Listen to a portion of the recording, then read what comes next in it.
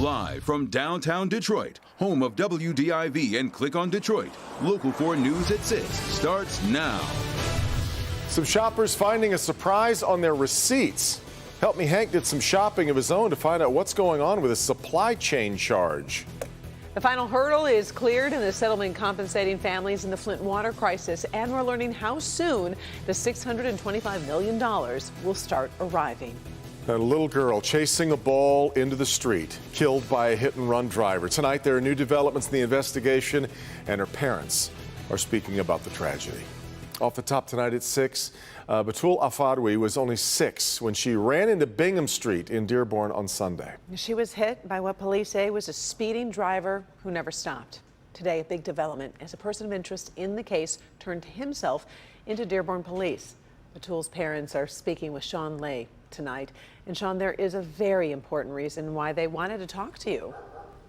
Absolutely. We'll talk about it because we've seen it all day here. The parents and neighbors saying drivers treat this street and others in the neighborhood as their personal drag strip. This beautiful little girl ran right here to get a ball Sunday afternoon. Now there's a memorial. Her sisters and cousins out here just absolutely torn apart by this. And listen to what Batul, the little girl here, what her father told me what happened when he rushed to the hospital. The doctors just came up to me and they told me, your daughter is dying, just say goodbye to her within the next couple of minutes. And she died, in my arms. Haider Al-Fadawi was holding his precious 6-year-old daughter Batul Sunday at Children's Hospital. His daughter would not survive the horrific injury suffered when an SUV hit her here on Bingham Street in Dearborn. How it happened, She called her, Batul, can you get the ball for us? Is every parent's nightmare and something every driver must expect. A child running into the street for a ball. She went under, she grabbed the ball, and she's a kid, so she just took it out and she went back to play with her bike, and then that's when she got hit.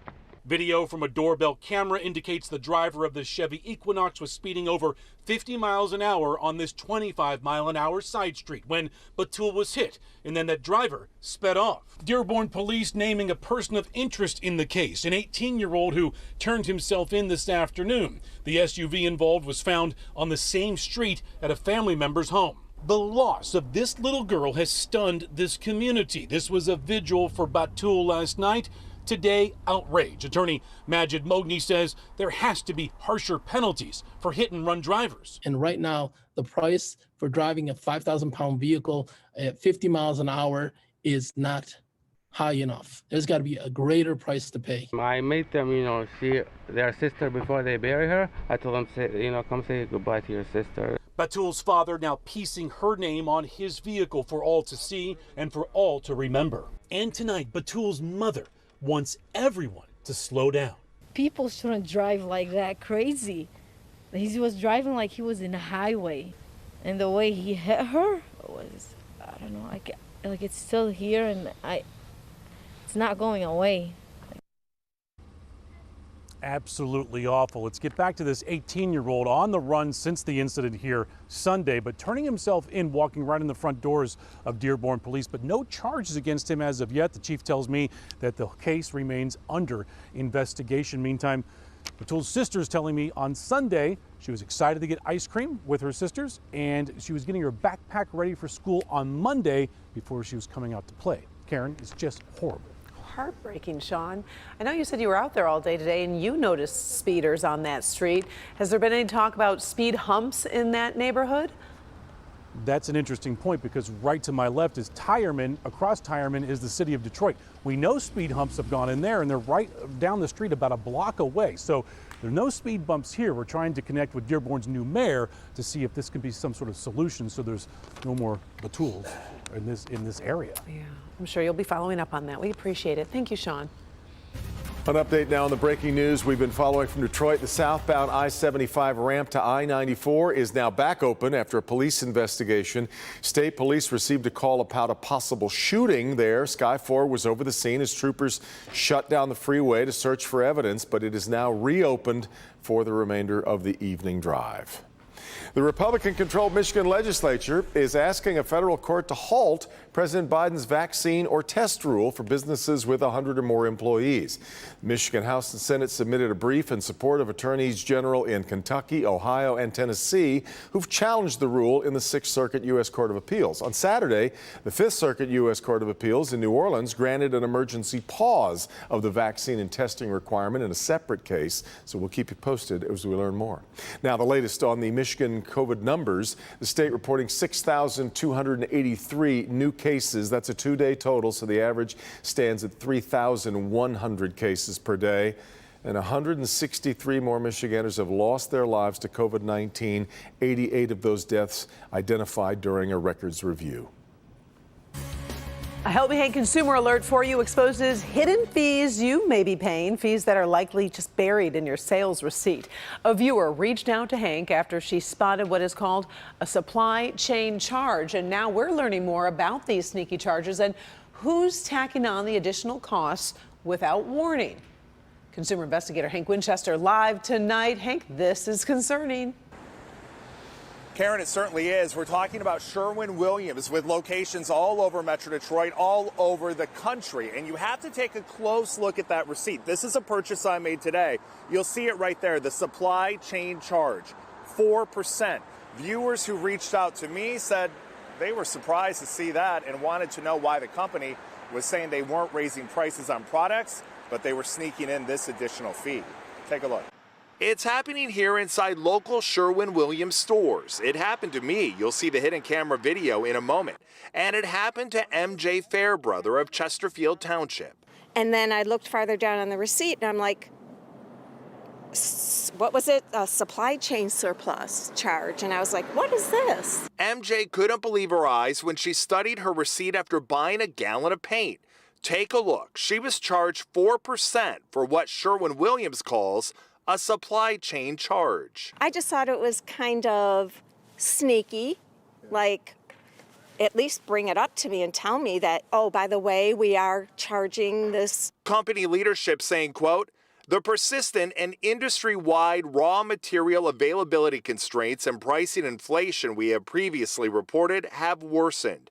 We do not expect to see improved supply or lower raw material pricing in our fourth quarter as anticipated. Well, today I entered this Sherwin-Williams location in Birmingham and asked about that charge when I spotted it on my receipt. Yeah, they had it the past couple months or so. Apparently it's like the increased cost of hiring like new drivers and stuff like that right now. So 4% on everything? Yeah. What other companies are doing this without your knowledge? And is it legal? Here's legal expert Neil Rockine. Is this a way for stores to attempt to maintain the appearance that their prices are the same as they normally are, but to not raise their price due to inflation and or market conditions? Back out here live, and that's exactly what Sherwin-Williams is doing, saying they're not raising prices, but I mean, come on. They're tacking it on right there with that extra surcharge. I've posted this information on my Instagram page and Facebook.